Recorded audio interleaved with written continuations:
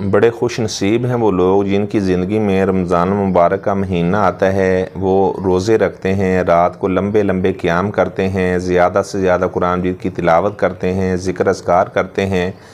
لیکن سب سے بڑی بات یہ ہے کہ آپ نے دیکھنا ہے کیا رمضان نے آپ میں چینجنگ پیدا کی ہے۔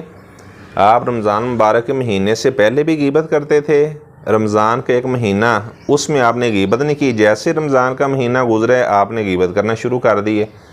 آپ پہلے بھی جھوٹ بولتے تھے، رمضان کا مہینہ آیا تو آپ نے اللہ کے ڈر کی وجہ سے جھوٹ بولنا چھوڑ دیا، لیکن جیسے ہی رمضان گزرا آپ نے پھر جھوٹ بولنا شروع کر دیا۔ پہلے بھی آپ لوگوں کو دھوکہ دیتے تھے، رمضان کا مہینہ آیا، آپ کے اوپر تقویٰ غالب ہوا تو آپ نے کسی کو دھوکہ نہ دیا، لیکن جیسے رمضان کا مہینہ گزرا آپ نے پھر لوگوں کو دھوکہ دینا شروع کر دیا۔ تو بھئی آپ کی زندگی میں چینجنگ کیا آئی ہے؟ وہی خرافات، وہی جو کوتاہیاں تھیں وہ تو دوبارہ پھر آپ نے اسی طرح انہیں کرنا